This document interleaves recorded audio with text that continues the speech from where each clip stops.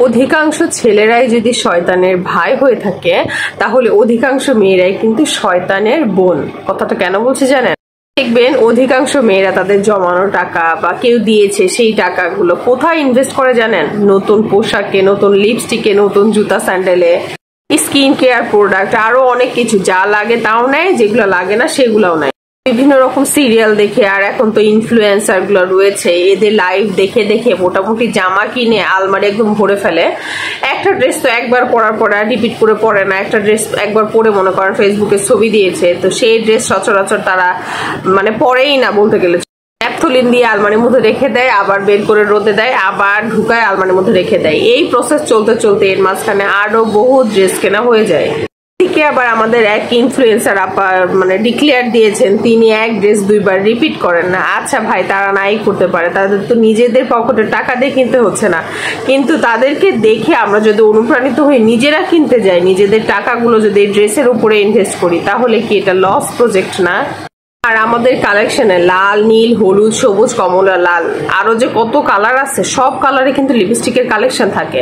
কিন্তু কি হয়, আমরা আলটিমেটলি ওই একটা শেড বা যে একটা ফেভারিট কালার আছে সেটাই ইউজ করি, সেটা শেষ হয়ে যায় আবার কিনি, আবার শেষ হওয়ার আগেও কালেকশন করে রাখি যাতে ওই শেড যদি না পাই। আর এর মধ্যে মনে করেন এই যে কালেকশন গুলো গুছায় রাখলাম লিপস্টিকের, এইগুলোর তো মেয়াদ বেশি দিন থাকে না। খুব হাই এন্ড ব্র্যান্ডের হইলে 2 বছর মেয়াদ থাকে। এরপরে কি করি, এগুলো করতে করতে তো 2 বছর চলে যায়, তখন এগুলো আর ইউজের উপযুক্ত থাকে না, তখন সব ফেলে দিতে হয়। এগুলার জায়গায় এত দামি দামি জিনিসের জায়গা হয় ডাস্টবিনের। অনলাইনে দেখে এত যে হাবি জাবি জিনিস কেনা হয়, জিনিস কিনে ঘর ভর্তি করে ফেলা হয়, আলটিমেটলি এগুলো আমরা ইউজ খুব কমই করি।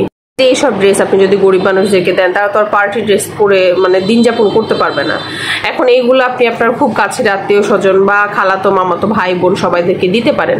কিন্তু এখন হয়ে গেছে কি, এইগুলো মনে করেন কাউকে ইউজড করা ড্রেস যদি দেন, তো এগুলো খুবই গতি লেগে যায় যে হ্যাঁ সে আমাকে ইউজ করা ড্রেস দিয়েছে, এই ড্রেস আমি পরবো, আমার কি টাকা নাই, আমার কি অ্যাবিলিটি নাই যে আমি কিনতে পারি সেই ড্রেস।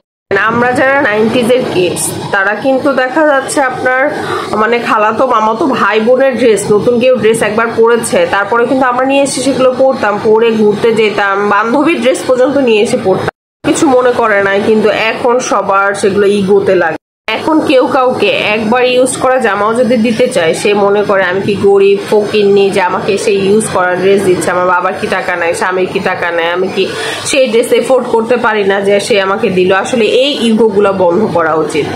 আত্মীয় স্বজনের মধ্যে জামা দেওয়া নেওয়ার চল আগেও ছিল, এখনো রাখা উচিত।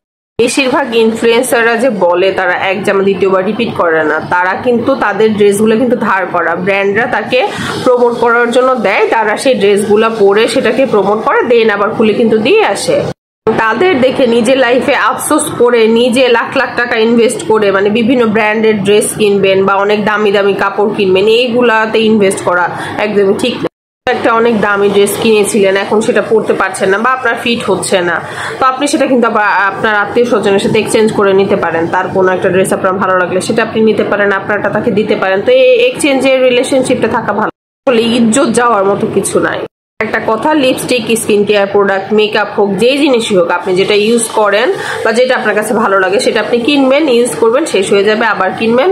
প্রয়োজনীয় জিনিস যে ড্রেসিং টেবিলে পালা ধরায় রাখে, রোজ পরিষ্কার করে এগুলো গুছায় রাখে, আলটিমেটলি আপনি ব্যবহার করেন না কিছু, তো লোক দেখানোর জন্য এই সবগুলা করার দরকার নাই।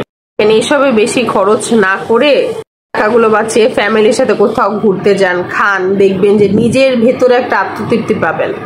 আলমারি ভর্তি জামা কাপড় আর ড্রেসিং টেবিল ভর্তি মানে সাজগুজের জিনিসপত্রের থেকে, মেকআপের জিনিসের থেকে, এইগুলো আপনাকে আত্মতৃপ্তি দিবে বেশি। আসলে আমিও শপোহলিক ছিলাম, বাট অনলাইন শপোহলিক না, আমি প্র্যাকটিক্যাল দেখে সামনে দেখে কিনতাম। কিন্তু একসময় রিয়েলাইজ করলাম যে আমি এগুলোর ম্যাক্সিমামই ইউজ করি না, এগুলো আমি বাসায় নিয়ে এসে শুধু গুছিয়ে রেখে দিই। তো আসলে এটা কারোরই করা উচিত না। এটা আমি আস্তে আস্তে নিজেকে ইমপ্রুভ করেছি এবং সেটা সেই অভ্যাসটা এখন আমার কাছে নাই, আলহামদুলিল্লাহ।